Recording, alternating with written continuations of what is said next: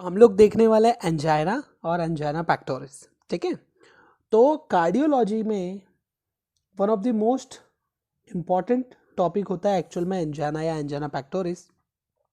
देखिए, सबसे पहले मैं आपके कुछ कंसेप्ट क्लियर कर दूं। एंजाइना या एंजाइना पैक्टोरिस को कई बार लोग हार्ट फेल्योर बोल देते हैं, है ना, बोले हार्ट फेल्योर। लेकिन एक्चुअल में हार्ट फेल्योर एक अलग कंडीशन है, बिल्कुल अलग सिचुएशन है। एक्चुअल में हार्ट फेल्योर को हम एमआई कहते हैं। ठीक है, MI means myocardial infarction. Okay, myocardial infarction, है ना। तो जो मायोकार्डियल इन्फाक्शन होता है वो एक्चुअल में हार्ट फेल्योर होता है, ना कि एंजाइना या एंजाइना पैक्टोरिस। एंजाइना और एंजाइनो पैक्टोरिस जो है बेसिकली एक तरह का सेंसेशन है, टिपिकल सेंसेशन। ठीक है, और ये पूरी कहानी सेंसेशन पर डिपेंड करती है। तो एंजाइना या एंजाइनो पैक्टोरिस जो है बेसिकली लैटिन वर्ड से अराइज हुआ है। ठीक है, तो लैटिन वर्ड में इसका मीनिंग होता है डिस्कम्फर्ट या स्क्वीजिंग फीलिंग। ठीक है, तो यहाँ पर एंजाइना की शुरुआत हुई है एंगर वर्ड से। ठीक है, जो कि दर्शा रहा है स्क्वीजिंग या प्रेशर को। ठीक है, एक स्क्वीजिंग सेंसेशन, प्रेशर सेंसेशन या फुलनेस की सेंसेशन, है ना, एक टिपिकल सेंसेशन।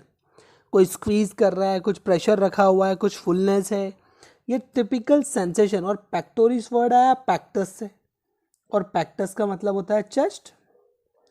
तो एक्चुअल में जो एंजाइना पैक्टोरिस है ये तो एक तरह का सेंसेशन है जहाँ पर उसको स्क्वीजिंग, मरोड़ वाला, प्रेशर वाला, फुलनेस ये हो। और जब ये धीरे धीरे सेंसेशन बढ़ने लगता है तो पर्सन इसको नाम दे देता है पेन का। हालांकि इसका में पेन का जो कैरेक्टर होगा, जो प्रेजेंटेशन होगा, वो बिल्कुल वैसे ही होता है जैसे हार्ट अटैक में होता है।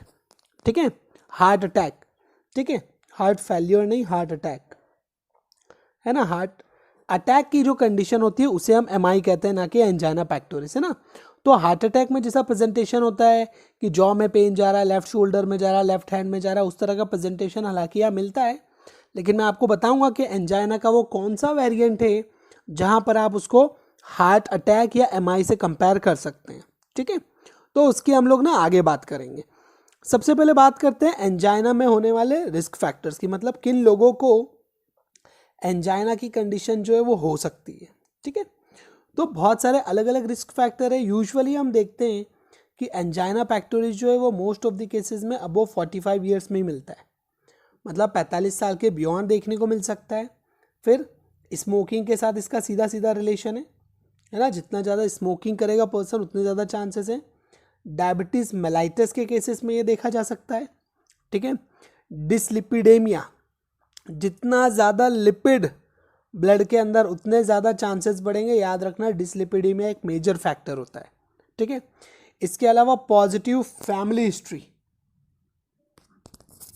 अगर पॉजिटिव फैमिली हिस्ट्री यहाँ पर है तो बहुत ज़्यादा चांसेस होते हैं कि ये आपको आगे मतलब फैमिली में और भी लोगों में देखने को मिले। देन हाइपर टेंशन, बीपी बहुत ज़्यादा है तो बढ़े हुए बीपी की शिकायत की वजह से हो सकता है। किडनी का डिसीज़ अगर पहले से है, किडनी डिसीजेस, तो उसमें आगे चलकर एंजाइना पैक्टोरिस हो सकता है। ओबेसिटी, है ना, कई बार डिस्लिपिडेमिया के साथ ओबेसिटी होता है, कई बार नहीं होता है। फिजिकल इनएक्टिविटी, ठीक है, बिल्कुल भी एक्टिविटी नहीं कर रहे हैं, सिर्फ पड़े ही हुए हैं बेड पर, तो फिजिकल इनएक्टिविटी के केसेस में ये चीज़ देखने को मिलती है। ठीक है, और एक है मेंटल स्ट्रेस, है ना, मेंटल स्ट्रेस के साथ भी इसका रिलेशन है।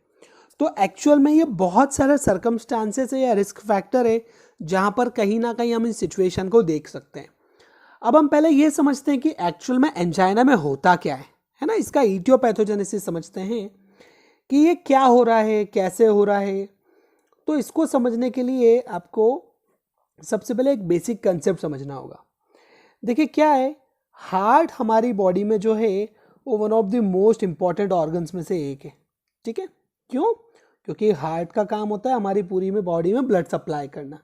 ठीक है, यूजुअली हम क्या कहते हैं कि हाँ, हमारा हार्ट जो है वो राइट साइड से पूरा का पूरा अनऑक्सीजनेटेड ब्लड लेता है। ठीक है, और लेफ्ट साइड से एओर्टा के थ्रू पूरे सिस्टम में हम क्या कर देते हैं, ऑक्सीजनेटेड ब्लड भेज देते हैं। करेक्ट, तो लेफ्ट साइड वाला हमारा हार्ट ऑक्सीजनेटेड ब्लड भेजता है, जबकि राइट साइड वाला जो हमारा हार्ट है वो डीऑक्सीजनेटेड ब्लड को कैरी करता है। फिर राइट साइड से हम लंग्स में भेजते हैं, फिर लंग प्यूरिफाई करके लेफ्ट ऑरिकल में डालता है, फिर लेफ्ट ऑरिकल से लेफ्ट वेंट्रिकल और फाइनली आर्च ऑफ एओर्टा के थ्रू पूरे सर्कुलेशन में जाता है। लेकिन इतना काम कर रहा है हमारा हार्ट, तो उसको भी तो एनर्जी की ज़रूरत है ना। तो हमारे हार्ट को इटसेल्फ उसके मसल्स के लिए ब्लड सप्लाई की ज़रूरत होती है। तो यदि आपको मैं एक जनरल चीज़ बताऊं, तो हमारी हार्ट की जो मसल्स है वो भी 3 अलग अलग लेयर्स की है, ठीक है। सबसे आउटर लेयर होती है जिसे हम पेरिकार्डियम कहते हैं, ओके, पेरिकार्डियम, ठीक। एक मिडिल मस्कुलर लेयर होता है, जो सबसे ज्यादा मस्कुलर होता है, वो होता है मायोकार्डियम, मायोकार्डियम। और एक सबसे इनर लेयर होता है जिसे हम एंडोकार्डियम कहते हैं, एंडोकार्डियम, ठीक है। ऐसी 3 लेयर होती है। अब देखिए, मेन एक्टिविटी जो करने वाला है वो हमारा मेन बीच का मसल होता है जिसे हम मायोकार्डियम मसल कहते हैं। और हमारी पूरी बॉडी में, पूरे हार्ट के हिस्से में, चाहे वो मायोकार्डियल एरिया हो, एंडोकार्डियल एरिया हो या पेरिकार्डियल एरिया हो, अलग अलग आर्टरी ब्लड सप्लाई करती है। और उन्हीं आर्टरीज के लिए हम वर्ड यूज करते हैं कोरोनरी आर्टरी। आप सबने सुना होगा कोरोनरी आर्टरी के बारे में, ठीक है। तो अलग अलग कोरोनरी आर्टरी होती है। एक होती है एंटीरियर डिसेंडिंग, जो बहुत इंपॉर्टेंट होती है, अब आपको नाम से ही समझ में आ रहा है, आगे की ओर नीचे आती हुई एंटीरियर डिसेंडिंग। एक पोस्टीरियर डिसेंडिंग होती है ना, ऐसी बहुत सारी अलग अलग होती है। तो मान लीजिए ये मैंने एक आर्टरी को बड़ा किया, ठीक है। अब ये एक आर्टरी है, मान लीजिए एंटीरियर डिसेंडिंग, इसका ट्रांसवर्स सेक्शन जब मैंने लिया, तो मान लीजिए ये उसका मैं आपको ल्यूमन दिखा रहा हूँ, ठीक है। ये इसका मेन ल्यूमन है, मतलब ये बीच वाले एरिया से जो ब्लड सप्लाई प्रॉपर होता है। तो यदि इस पूरे हार्ट में अगर ये चैनल प्रॉपर रहा, ठीक है, ये चैनल प्रॉपर रहा, ओपन रहा, तो ब्लड सप्लाई यहाँ से प्रॉपर चलता रहेगा और हार्ट की मसल को जो है प्रॉपर ब्लड सप्लाई मिलता रहेगा। अगर हार्ट की मसल को प्रॉपर ब्लड सप्लाई मिलेगा तो वो काम करेगा, उसे थकान नहीं होगी। लेकिन किसी भी वजह से अगर ये ल्यूमन ब्लॉक हो गया, जैसे मान लीजिए यहाँ पर एक प्लाक बनने लगा, अब मैंने क्या वर्ड यूज किया, प्लाक। अब प्लाक क्या होता है, एक्चुअल में एक ऑब्स्ट्रक्टिव कंडीशन होती है जो कि एक ल्यूमन को ब्लॉक करती है, प्लाक। ये प्लाक बेसिकली किसकी वजह से होता है, जैसे मैंने आपको ऊपर बताया था ना, लिपिड्स, ब्लड में लिपिड्स अगर ज़्यादा हैं तो हाइपरलिपिडेमिया की वजह से कई बार जो है उस एरिया में प्लाक जमने लगता है। और जो भी प्लाक बनता है ना, वो प्लाक अपने ऊपर हमेशा एक फाइब्रस केप बनाकर रखता है, फाइब्रस केप। तो आगे चलकर क्या होता है, उस पर जो फाइब्रस कैप बन गया है, इस वजह से वो प्लाक ने क्या करा, मान लीजिए 70% एरिया को ब्लॉक कर दिया और 30% एरिया खुला हुआ है। तो कुल मिलाकर हुआ क्या, हमने इतना एरिया ब्लॉक कर दिया और थोड़ा सा है। तो अगर वो नॉर्मल रेस्टिंग फेज में है, हार्ट की एक्टिविटी बिल्कुल कम है, तब तो ब्लड सप्लाई 30% मतलब 70% ब्लॉकेज की कंडीशन में भी इसको मिल जाएगा। लेकिन यदि ये पर्सन तुरंत एक्सरसाइज करने लगे तो तब हार्ट की एक्टिविटी बढ़ जाएगी, क्योंकि ब्लड में सर्कुलेशन ज़्यादा पहुंचाना है। और हार्ट की एक्टिविटी बढ़ जाएगी तो हार्ट की मसल्स को ज़्यादा काम करना पड़ेगा, तो हार्ट की मसल्स को भी तो प्रॉपर ऑक्सीजन चाहिए, मतलब ब्लड चाहिए। लेकिन क्योंकि अब ल्यूमन यहाँ पर ब्लॉक है, तो उस ब्लॉकेज एरिया की वजह से हार्ट की कुछ मसल्स को तो ब्लड सप्लाई मिल जाएगा, लेकिन मोस्ट ऑफ दी को नहीं मिल पाएगा। और जैसी हार्ट को वो मसल पे वो ब्लड सप्लाई नहीं मिलेगा, मतलब ऑक्सीजन नहीं मिलेगा, तब उसको वो फीलिंग आएगी, कौन सी वाली, प्रेशर वाली फीलिंग, स्क्वीजिंग सेंसेशन, या फिर सीधे सीधे हम कह सकते हैं पेन, ठीक है। तो ये डिपेंड करता है और इसी बेसिस पे हम इसके अलग अलग वेरिएंट भी देखेंगे। अगर ये आधा ब्लॉक है, एक्सरसाइज करने में प्रॉब्लम हो रहा है, तो अलग एंजाइना का वेरिएंट हम देखेंगे। रेस्टिंग फेज में भी प्रॉब्लम हो रहा है, मतलब ल्यूमन ज़्यादा ब्लॉक है, तो हम अलग एंजाइना देखेंगे, है ना। तो इस इटियोपैथोजेनेसिस को हमको ध्यान रखना है, इसके बेसिस पे अब मैं आपको क्लासिफिकेशन बताने वाला हूँ। तो जितने भी एंजाइना के वेरिएंट होते हैं, उनमें सबसे पहले हम लोग देखने वाले हैं, देखिए, स्टेबल एंजाइना को, ठीक है। अब देखिए, इसके नाम से नहीं जाइएगा, है ना। तो मैं स्टेबल और अनस्टेबल एंजाइना की बात करूंगा तो यहाँ पर ना लोग बड़े गड़बड़ हो जाते हैं। लेकिन कुछ चीज़ें आपको ध्यान रखनी है कि स्टेबल मतलब बने रहने वाला नहीं होता है। स्टेबल का मतलब होता है जो एक स्पेसिफिक समय पर स्टेबलाइज हो, है ना। देखिए, इसे हम एफर्ट एंजाइना भी कहते हैं। तो आप नाम से ही समझ जाइए, जब कोई एफर्ट वाली एक्टिविटी की हो, एक्सरसाइज वाली एक्टिविटी की हो।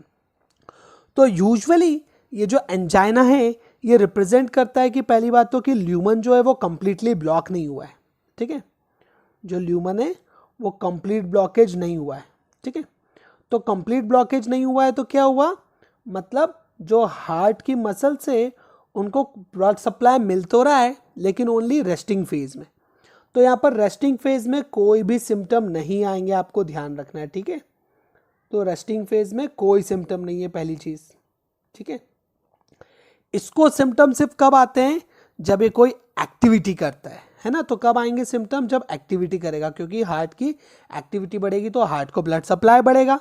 तो ब्लड सप्लाई प्रॉपर नहीं मिल पा रहा है क्योंकि यहाँ पर ब्लॉकेज होता है, जैसे रनिंग के दौरान, ठीक है, मान लीजिए चलने के दौरान, वॉकिंग के दौरान, या कोई एक्सरसाइज कर रहा है, जैसे मान लीजिए कोई प्ले खेल रहा है, क्रिकेट वगैरह, फुटबॉल वगैरह, है ना। तो एक्टिविटी के दौरान सडनली इसको पेन अराइज होगा। तो जब कभी भी कोई एक्टिविटी की वजह से जो कंडीशन है वो प्रेसिपिटेट हो, ठीक है, तो ही इस तरीके के प्रेजेंटेशन को हम स्टेबल एंजाइना कहेंगे, ठीक है। तो क्या ध्यान रखना है, ये स्टेबल एंजाइना मतलब एफर्ट एंजाइना, किसी एफर्ट के साथ आता है, ठीक है, पहली चीज जो हमको ध्यान रखनी है। फिर यूजुअली हम देखते हैं कि इसकी जो टाइमिंग होती है वो डे टाइम होता है, क्योंकि देखिए डे टाइम में जो पर्सन है वो एक्टिविटी करता है, ठीक है, ये चीज अपने को ध्यान रखनी है। प्लस इसका सीधा सीधा असर होता है इमोशनल स्ट्रेस से, क्योंकि देखिए क्या होता है, मान लीजिए पर्सन एक नॉर्मल बैठा है लेकिन उसको कोई बैड न्यूज़ मिल गई, तो सडनली हार्ट की एक्टिविटी बढ़ जाती है कई बार, है ना। तो हार्ट की एक्टिविटी बढ़ती है तो उस एरिया को ब्लड सप्लाई नहीं मिलेगा, तो इस्कीमिया डेवलप होने लगेगा, है ना, हार्ट में इस्कीमिया होने लगा क्योंकि ऑक्सीजन नहीं जा पा रहा है, और इस्कीमिया की वजह से फिर वही सिम्टम आ जाएंगे। तो इमोशनल स्ट्रेस, कोल्ड वेदर में यहाँ पर प्रॉब्लम हो जाता है कई बार, ठीक है। तो कोल्ड वेदर भी है जो एक तरह का एग्रावेटिंग फैक्टर के फॉर्म में काम करता है यहाँ पर, ठीक है। तो ये सारी चीज़ें ध्यान रखना है। अब क्योंकि ये कभी कभी होता है, ओनली एक्टिविटी करने के लिए होता है, तो इसे इंटरमिटेंट क्लाउडिकेशन के नाम से भी जानते हैं, इंटरमिटेंट क्लाउडिकेशन। और हम क्लाउडिकेशन वर्ड ही कब यूज़ करते हैं, जब किसी एक्टिविटी के साथ दर्द हो, ठीक है, तब हम क्लाउडिकेशन वर्ड यूज़ करते हैं। क्लियर। तो ये तो था कौन सा, स्टेबल एंजाइना। और एक कमाल की चीज़ आपको पता होना चाहिए, जो आप टीवी वगैरह में, मूवीज़ वगैरह में जो आपने सुना होगा कि टंग के नीचे दवाई रख दो तो तुरंत आराम लग जाएगा, है ना। वो टैबलेट होती है नाइट्रोग्लिसरीन की, और वो काम करेगी स्टेबल एंजाइना में, ठीक है। एक्चुअल में क्या करती है, ये टैब जो होती है ये ल्यूमन को तुरंत थोड़े समय के लिए डायलेट कर देती है, तो प्रॉपर ब्लड सप्लाई होता है, तो उसका पेन बिल्कुल गायब हो जाता है। लेकिन ये सिर्फ स्टेबल एंजाइना में काम करेगा। अगली कंडीशन हम देखेंगे अनस्टेबल एंजाइना, अनस्टेबल एंजाइना, और ये है डेंजरस वेरिएंट, ठीक है। आपको ध्यान रखना ये डेंजरस वेरिएंट होता है। तो देखिए इसके डेंजरस बोलने की वजह कुछ है, क्योंकि ये जब भी आएगा हमेशा खतरनाक फॉर्म में आएगा, और जब भी इसका रिपीटेशन होगा ये हमेशा अपने जो सिम्टम्स है वो बहुत सीवियर फॉर्म में दिखाएगा। इसलिए इसे कई बार क्रिसेंडो एंजाइना के नाम से भी कहा जाता है। क्रिसेंडो मतलब जो हमेशा बढ़े हुए फॉर्म में आए, ठीक है, क्रिसेंडो फॉर्म में। तो अनस्टेबल एंजाइना को समझने के लिए हमेशा ऐसा कहा जाता है कि इन बेसिक जो 3 फीचर्स है इसके, तो 3 फीचर्स में से कम एक फीचर यहाँ मौजूद होना चाहिए। और वो फीचर कौन से हैं 3? पहली चीज़ मैं आपको बता रहा हूँ, पहला फीचर, ये पेन रेस्ट में होता हो, ठीक है, तो अकर्स एट रेस्ट, ठीक है, रेस्ट के दौरान पेन होता हो, पहली चीज़, ठीक है। या फिर हल्के फुल्के मिनिमल एक्सर्शन के साथ भी हो जाए, और ये यूजुअली होना चाहिए मोर देन 10 मिनट्स तक के लिए, मतलब 10 मिनट से कम ज़्यादा समय का अंतराल हो, ठीक है, पहला क्राइटेरिया। दूसरा क्राइटेरिया, ये जब जब शुरुआत होगी इसकी तब ये हमेशा सिवियर होगा, तो मतलब ये हमेशा सिवियर फॉर्म में होगा, एंड हमेशा ऐसा लगेगा कि फिर से हुआ है ना, एंड ऑफ न्यू ऑनसेट। तो मान लीजिए यूजुअली ऐसा कहा जाता है कि ये 4 से 6 हफ्ते के अंदर अंदर रिपीट होता है, 4 से 6 हफ्ते के अंदर, ठीक है। और तीसरी इंपॉर्टेंट चीज़ उसी को एक्सप्लेन कर रहा हूँ, क्रिसेंडो पैटर्न। क्रिसेंडो मतलब अगला जो भी पेन का इंटेंसिटी होगा वो बहुत सीवियर होगा, ज़्यादा लंबे समय तक चलेगा, मतलब पहले 10 मिनट होता था, 20 मिनट तक चलेगा, ठीक है। और अब नेक्स्ट 4 से 6 वीक के अंदर अंदर आया था, अब 2 से 3 वीक के अंदर आ जाएगा, मतलब फ्रिक्वेंट, तो क्या क्या हो गया, सीवियर हो सकता है, प्रोलॉन्ग्ड हो सकता है, फ्रीक्वेंट हो सकता है। तो ये मेन बेसिक 3 प्रेजेंटेशन होते हैं, जिनमें से कहीं ना कहीं एक प्रेजेंटेशन जरूर मिलना चाहिए अनस्टेबल एंजाइना के लिए। ठीक है, अब ये अनस्टेबल एंजाइना हो क्यों रहा है, इसे जरा हम समझे।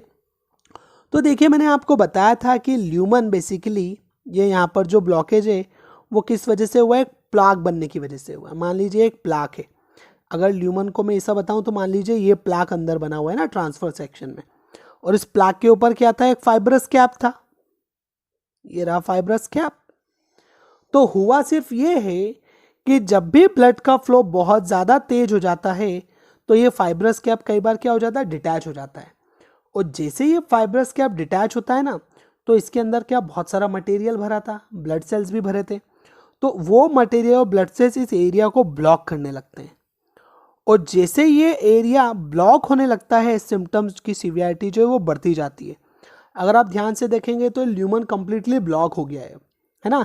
इस व्यू के हिसाब से देखें हम तो ये ल्यूमन कुछ इस तरह का आपको देखने को मिलेगा, कंप्लीटली ब्लॉकेज, है ना। तो अब हार्ट का वो हिस्सा जो पूरी तरह से इन्वॉल्व होगा, देखा जाए तो वहाँ ब्लड बिल्कुल भी नहीं जा पाएगा।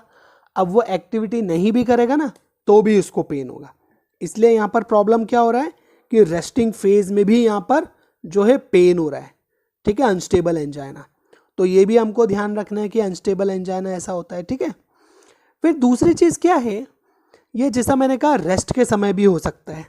तो आपने सुने होंगे ऐसे किस्से, अरे बड़े अच्छे व्यक्ति थे वो तो रात में सोए, सुबह उठे ही नहीं, रात में सोते सोते ही चल दिए। ऐसा होता है, खासकर हार्ट डिसीजेज में अगर वो अनस्टेबल एंजाइना हो। तो स्टडीज़ में ऐसा पाया गया है कि अनस्टेबल एंजाइना के जो सबसे ज़्यादा केसेस होते हैं वो रात के 10 बजे से लेकर सुबह 8 बजे तक सबसे ज़्यादा होते हैं। मतलब रात के 10 से लेकर सुबह 8 बजे तक लगभग 65% केसेस इस कंडीशन में होते हैं। वो पर्सन की डेथ हो जाती है और पता भी नहीं होता है यहाँ पर, है ना, कि वो पर्सन गुजर चुका है। ठीक है, तो ये खासियत होती है किसकी, अनस्टेबल एंजाइना की। तो अनस्टेबल एंजाइना भी हमें ध्यान रखना है। ठीक है, फिर बात करते हैं एक बहुत ही रेयर वेरिएंट की, जिसे कई बार ना प्रिंस मेटल एंजाइना कहा जाता है। तो जो प्रिंस मेटल एंजाइना होता है, प्रिंस मेटल्स एंजाइना, एक्चुअल में ये एक बहुत ही रेयर टाइप का एंजाइना होता है। ठीक है, प्रिंस मेटल एंजाइना। तो सबसे पहली चीज़, यहाँ पर कोई प्लाक नहीं बनता है। यहाँ पर क्या होता है, फिर जो आर्टेरियल सप्लाई होता है हार्ट में कोरोनरी आर्टरी के द्वारा, वहाँ पर सडनली ना स्पाज्म हो जाता है। स्पाज्म मतलब कॉन्ट्रैक्शन। तो जैसे ही इस आर्टरीज का स्पाज्म होगा, इसके आगे वाले एरिया में ब्लड सप्लाई कंप्लीटली ब्लॉकेज हो जाएगा, है ना। तो उस स्पाज्म की वजह से यहाँ पर मेन प्रॉब्लम आ रही है। तो सबसे पहले तो आपको ध्यान रखना, प्रिंस मेटल एंजाइना में क्या होता है, स्पाज्म ऑफ द आर्टरी होता है। ठीक है, तो यहाँ पर उस स्पाज्म की वजह से सिम्टम आ रहे हैं। ठीक है, तो सिर्फ इतना ध्यान रखना, प्रिंस मेटल एंजाइना में स्पाज्म आता है। और जो प्रिंस मेटल वेरिएंट है ये यूजुअली देखा जाता है यंगर वुमेन्स में। ठीक है, तो वुमेन्स में देखने को मिलता है, वो भी यंगर एज ग्रुप में, ये भी हम ध्यान रखेंगे। फिर एक और रेयर वेरिएंट होता है जिसे कॉइटल एंजाइना कहते हैं, कॉइटल एंजाइना। ठीक है, तो काफ़ी रेयर होता है। तो देखिए क्वेश्चन के साथ इसका रिलेशन है। तो यूजुअली ऐसा देखा जाता है कि सेक्सुअल इंटरकोर्स के दौरान हाइपर एक्साइटेबिलिटी की वजह से ही होता है, सेक्सुअल इंटरकोर्स के दौरान। ठीक है, तो इसके लिए स्पेसिफिक एक नाम भी दिया जाता है। ठीक है, तो ये जो नाम है बेसिकली फ्रेंच से वर्ड से आया है, तो इसे कहते हैं एंजाइना डी अमोर। ठीक है, एंजाइना डी अमोर। ठीक है, तो ये क्या है, एक्चुअल में कॉइटल एंजाइना है।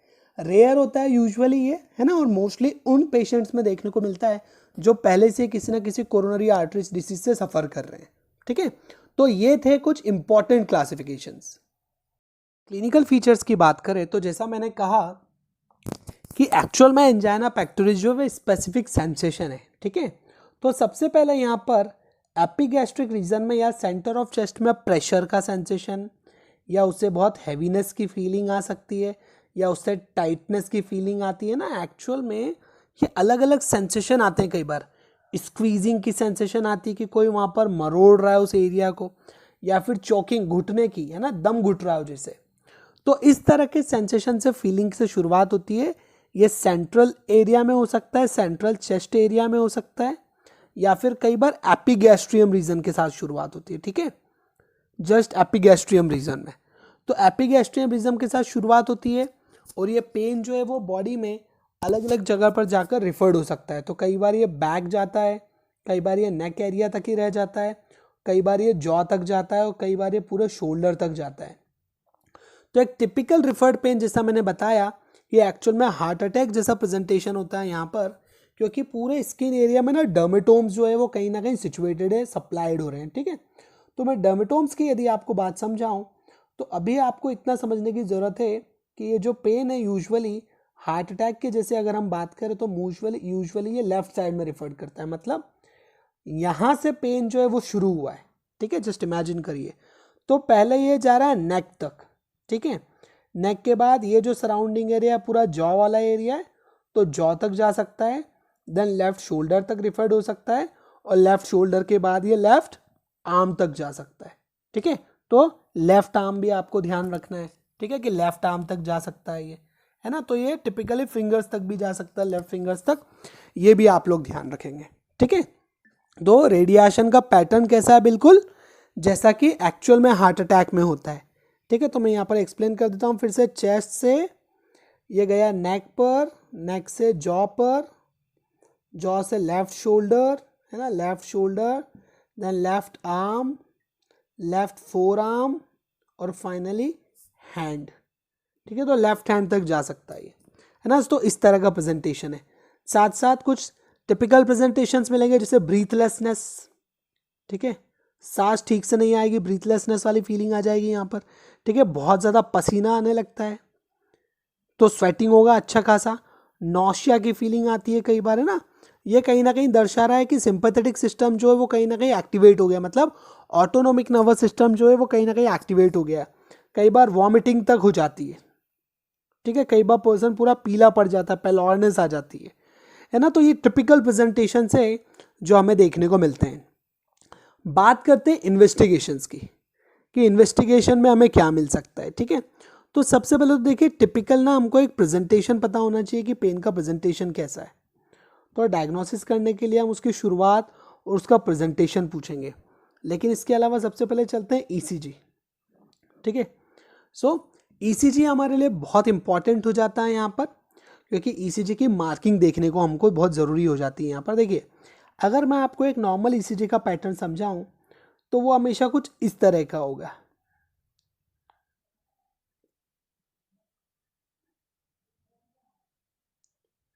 देखिए एक नॉर्मल ईसीजी कुछ इस तरह का होता है। ये एक्चुअल में होता है पी वेव, ये होता है क्यूआरएस कॉम्प्लेक्स, और ये होता है टी वेव, ठीक है, P Q R S T, है ना। मैं आपको ईसीजी खैर अलग से पढ़ाऊंगा तो डिटेल में समझाऊंगा। तो यहाँ पर हमको जो मेन चेंजेस देखने को मिलते हैं वो इस एस टी सेगमेंट पर हमको देखना चाहिए, है ना, यहाँ हमको मिलते हैं। यूजुअली क्या होता है, ये प्रेजेंटेशन हमेशा ऐसा मिलेगा, एंजाइना में यहाँ चेंजेस नहीं आएंगे, लेकिन जो प्रिंस मेटल एंजाइना की बात बताई थी मैंने आपको, प्रिंस मेटल एंजाइना, वहाँ पर आपको एक टिपिकल प्रेजेंटेशन मिलता है और उसे हम कहते हैं एस टी इलेवेशन। अब एस टी इलेवेशन में क्या होगा, एस टी वाले सेगमेंट को हमको उठाना है। तो यदि आप उस पिक्चर को ध्यान से देखोगे तो वो कुछ इस तरह से मिलेगा आपको।